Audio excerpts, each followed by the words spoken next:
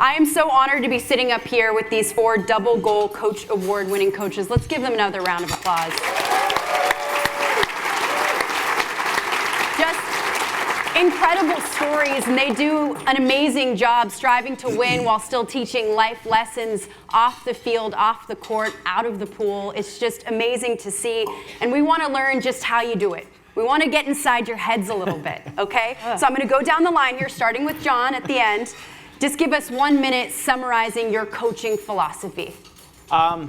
For me, it's a lot of what PCA is about. It's trying to teach the kids life lessons, trying to teach them, hold them accountable, teach them responsibility, how to overcome adversity. And I think when you teach kids these things, obviously you're giving them life lessons that are going to help them throughout.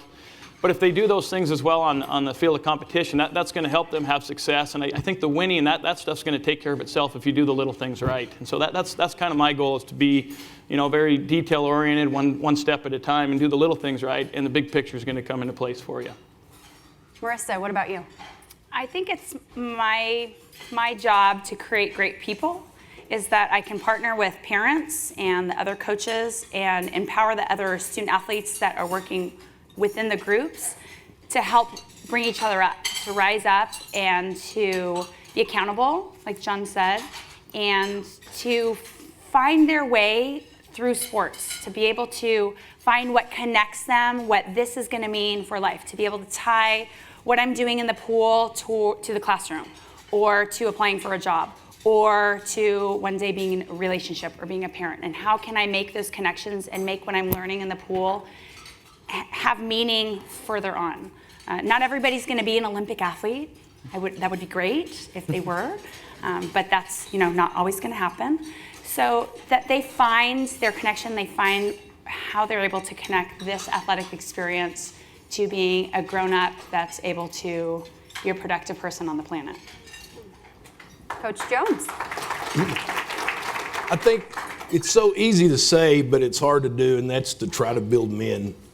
I work with young men between 7th grade through 12, and we're trying to build men. We're trying to teach them how to make decisions. We're trying to teach them how to treat people.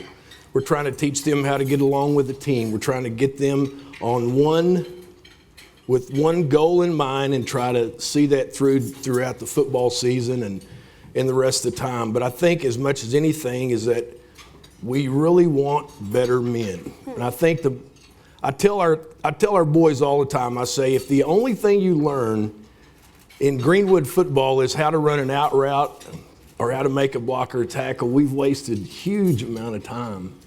And I want our guys to know there's more to the game of football than running an out route and making a block or a tackle and trying to teach those lessons. We try to do it every day. I don't think their attention spans are very long from the time I began coaching, but I in short 30-second to 90-second talks try to talk about what it's like to make good decisions, treat people the right way. We have a team policy that goes through that, and how we treat people in the school, how we treat people at work. And I think the bottom line is if we have that goal, I know it's possible because I lived it myself, and I know that we can make it happen. Coach Strong, what about you? Well, I feel like that the biggest thing I have is kids are afraid to fail, especially in front of their peers. And my thing is that you can't make mistakes. You're gonna make mistakes, but just keep trying. And I think that giving them the confidence to know that it's okay to fail as long as you keep trying. And my philosophy is if you're better at the end of the season than you were at the beginning of the season, it doesn't matter how many games you won, you've already won. And I think that's building positive attitudes that's going to carry on in life from the fact that things may not go well. I was on several teams that didn't go well, but you keep pushing and you keep trying. That's the same thing with life, and that's what I try to teach the kids. Don't worry about making mistakes. It's a thing of confidence, and if you do make a mistake, hey, we'll do what we need to get better at it, and that's the life lessons I think you get. All such amazing coaching philosophies that all of you preach. The young men and women that you've touched are just so blessed to have been able to work with you, and that's evident in the videos as well. And the testimonials that PCA received about you guys were just incredible, off the charts. It came from players to assistant coaches to some of the opposing coaches just singing the praises of all of you. And I want to ask you, based on that, some specific questions. So, Rick, we're going to start with you. Good. You have some powerful approaches to developing your players as people, as men, if you will, including a classroom curriculum that draws from different sources and bringing a life coach to your team. That's really interesting. Can you describe those activities and how that affects your players? It really is a perfect situation. We have a man who has a great heart for kids, who's a counselor in our building, and he came to me with the idea of being some type of help in the football program. We have 100 boys in the high school program, about 150 in the junior high program, and there are all kinds of things going on. This week, we have a boy whose mother just had an operation for colon cancer. We have a boy whose 10-year-old brother was diagnosed with non-Hodgkin's lymphoma. So that's just a week. And what our life coach does is he gives our guys an opportunity. There's an outlet there. There's some things that a player might not feel comfortable talking to the coach about, and they know when they go to Stan that our life coach Stan, has 100% confidentiality. They can say anything to Stan, and there are no repercussions in turn. Like Stan doesn't come run and tell us what's going on. Right. And it gives those kids another outlet. One of the other things that we do is we divide the kids into squads of 12 so that we can have a little, and then we'll meet and circle up our chairs and go through a curriculum where we talk about life, we talk about decisions, and we talk about things as they happen in a smaller group, because sometimes when you have about 100 guys running around, you don't have that opportunity to do that. So that's a couple ways that we try to do. That is just amazing. That's a life coach, everybody. We all could use one of those every once in a while. We know that. Coach Strong, in your video especially, it was really preaching you believing in your players so that they believe in themselves. What are some of the things that you preach to them and some of the little things every day that you do to keep them positive and believing in themselves? Yeah, well, a funny story about it. I started a program that, because coming back to a small town for playing professional basketball, people are at you about coaching teams. And I started a program where I coach kids that don't make their teams. And it worked out well. And it's all about confidence in anything you do. And that's what I try to provide. And I think, like I tell them in practice all the time, kids hold their head down because they want to perform well. And I tell parents that they want to perform well for you guys. But it's important that they understand that you don't have to make every shot. You're not going to make every shot. They have to understand that you keep working no matter if you missed the first 10 shots. You keep working and believe in yourself that you'll make the next shot. That's going to carry on to jobs. If you don't get this job, then you go on to the next one and you work hard for the next job. And that's my biggest thing, giving them confidence. And all of them, they're not going to be professional basketball players, but have that dream and believe that you can be the best at this sport and work hard to be better than what you are today. And that's what I try to give them. Yeah. That is so incredible. A team of the kids who didn't make the team. As someone who wasn't supposed to make their college cheerleading team, I really relate to that. Someone took a chance on me, and look at me now, I wouldn't quit. So you're instilling that in your players. That's just incredible. Yes, ma'am. All right, Marissa, now on to you. Some of your swimmers mentioned how well you guide them toward their potential as athletes and as people as you're growing them into young women. And clearly they're getting the message that there's more to swimming than just swimming. There's more to that. How do you get them to buy into that so it does lead to more things outside of the pool? Well, I'm very fortunate that I was able to start a team for my own children. 8 years ago, I started a youth swim team because I wanted a place for them to swim that was positive, but had the right amount of push for them without making swimming the most important thing in their whole lives, because swimming is not the most important thing in their whole lives. So I was able to choose coaches that were going to work with my children, and there just happened to be 400 other people that decided to be a part of our program too. So being able to pick people that were going to help my children, my own kids, and then all the rest of the people along the way, I think being able to spread my message and my ideas. A lot of the people who work with us at the pool, they swam for me. So they've lived what I've been teaching them, and I go off and I see them become teachers and engineers and all sorts of different things, but they come back and they work at the pool and they're able to share those lessons, and they're hearing it from a different perspective. So they're hearing those kind of words that I'm sharing, but with a different twist. And I think that really helps just spread the message. And that goes on and it exponentially, goes out into the world, and they realize that swimming is great. Being a productive person is more important. Yeah. Marissa's a working mom. Marissa does this. Her family's very important. Marissa's a teacher. Maybe I'll be a teacher. Maybe I want to spread my wings that way. Maybe I want to give back and I want to coach, or I want to volunteer, or what else can I do to help spread those things that I learned from the pool out into the world. And for me, as a coach and a mom, that's the most important thing, is that they are able to find something that I taught them and to make it grow. Because I can plant the seeds, and I want those trees to grow, and I want it to be all out in the world. That's great. Now, being a coach and being a parent, there has to be something extremely special about that. And John, we saw in the video references to your son, Jake. Talk to us about Jake and his impact in your coaching, but also in your community as well. Jake had a thing he used to say all the time, that, at the time it didn't mean it wasn't that big of a deal. And then later on looking at it, he used to tell us every day that today was going to be my best day. And that was kind of his quote. And I look back now, and the way Jake lived his life, that was him. He made today his best day. And so that was kind of the message that I wanted to convey to my kids, convey to everybody. The big thing I learned in that situation is that life is precious, and we need to cherish the moment and live in the moment and those types of things.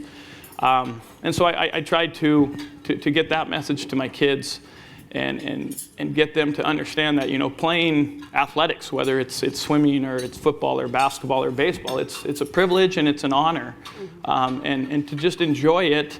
And it's, again, it's not so much about the winning in that. I did the story about the kids who get cut from the team still getting to play. That's what it's about, and about enjoying it, and the relationships you make with your teammates and with the coaches. And that's what the whole thing's about. It's not about winning championships and all of that. It's that experience and those relationships, and those are going to last forever. And just making sure that the kids understand that, and to come out every day and cherish it. And some days you're not so fired up. The weather's terrible, whatever the case may be. You flunked a test in school, whatever. Your girlfriend broke up with you, whatever.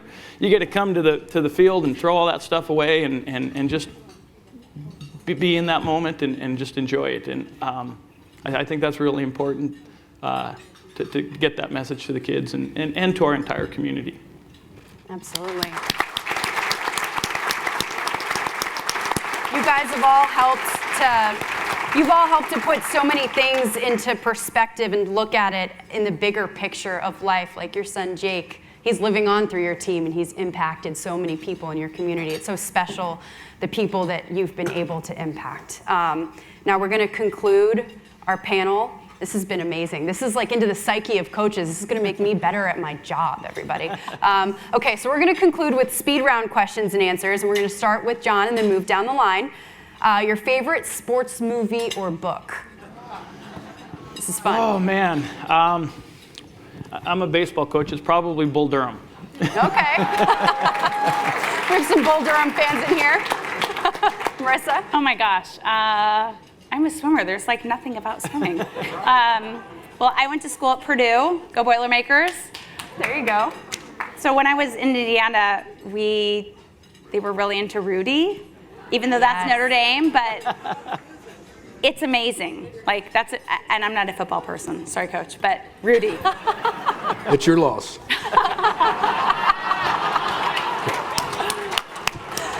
Coach, how about you? Obviously a football movie.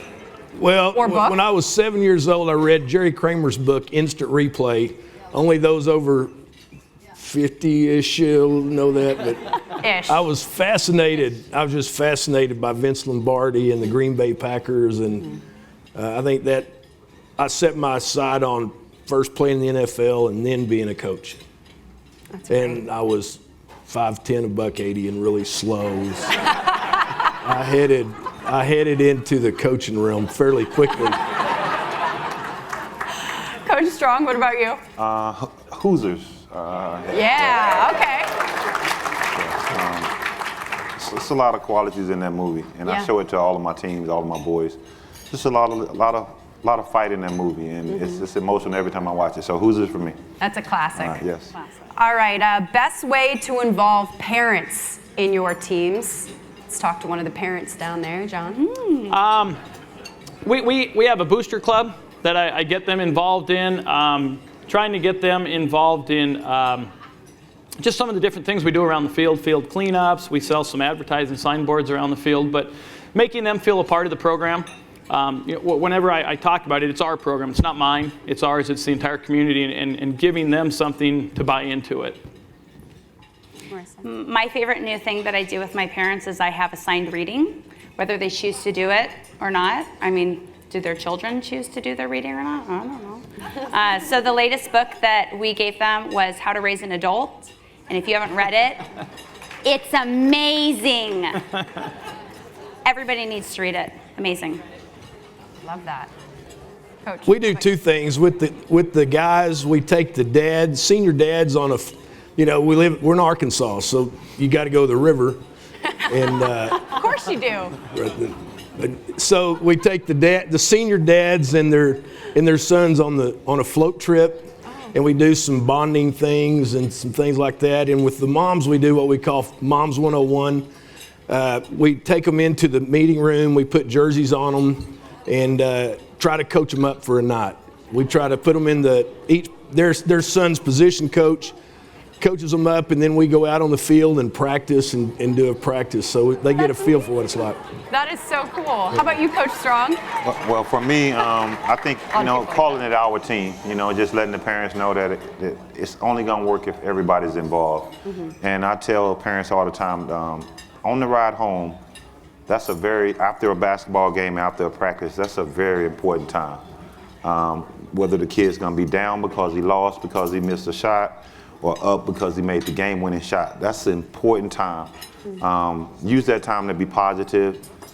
Don't talk about the coaches. Don't be negative about the team, because kids are impressionable. And I feel like right after that game, I tell all my parents that that's a critical time. That ride home is very critical to make sure the kid's getting what he's supposed to get out of each win or each loss. So I try to involve them in that way by allowing them to know it's our team. It's going to take all of us to make it work. Now that kind of ties into our next question. It's our final question. The advice that you give to parents who are coaching their own kids. It's got to be a graceful balance there, if you will. Yeah. Don't. Don't. Yeah, exactly. Don't leave do it it. alone. Don't do it. Sometimes it is that. It is that. It's hey, we're kind of the professionals now. It's time to turn it over to us. But I think the one thing I talk to them about is that they can be hearing different voices. You might be telling them one thing, and we're telling them something else, and it's going to confuse the kid. And so it's a trust factor. You have to trust the coaches, and if you don't trust us, your child's not going to trust us. So we need you to be able to do that so that we can develop that relationship with your son or your daughter. So. Marissa?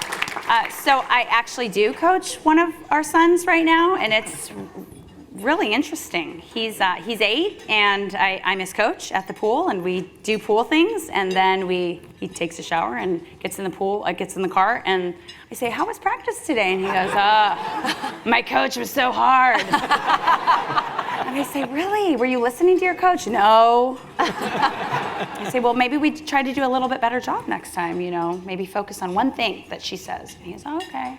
So it's just wearing those different hats, and it's okay to pretend that you have no idea what went on. Smart. Coach Jones? I just finished coaching my son, who was a senior, and I don't know if it were the fact that he was a knucklehead or the fact that I was a knucklehead. I'm very ambivalent about it. I would not want to do it again, and I wouldn't trade it for anything. I mean, that's exactly where I am. It was a wonderful experience, and it was a horrible experience all at the same time. And I wanted to do it, and like I say, I don't regret it, but I wouldn't want to do it again. We love the honesty. That's the honest truth. I know that's Being honest. Yeah. just being honest. That's great. Coach Strong, what about you? Well, sort of. It makes it tough because, you know, the parents are coaching the kids to do one thing, and then you have the coaches telling them to do, and it sort of conflicts a little bit. And so what I started doing was getting basketball homework, and it wasn't more so for the kids, it was more so for the parents. Yeah. If you're gonna be out here, and I tell them practicing with them, do it the right way, because you can practice doing something wrong for 40 hours. If you're doing it the wrong way, it's not gonna make you better. So I started giving the parents basketball homework, and that worked out pretty good so far. So far, all right? Yeah. Well, such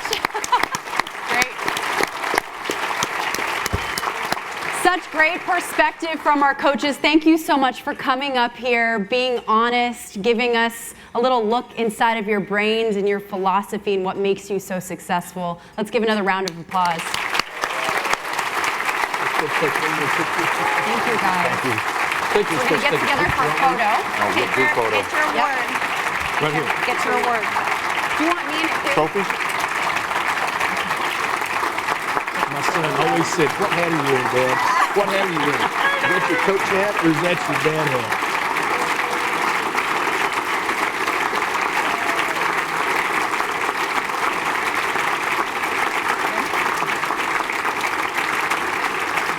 Thank you so much. Thank you. Congratulations. Standing ovation from Carol Dweck. Oh my gosh. That was fun, wasn't it? That was good. It is awesome to see the impact that these positive coaches are having on kids' lives. It's so fun to hear these stories and the brutal honesty behind it. We want every child in our country to have the type of coaching that PCA supports. It really does help to grow amazing men and women in our country.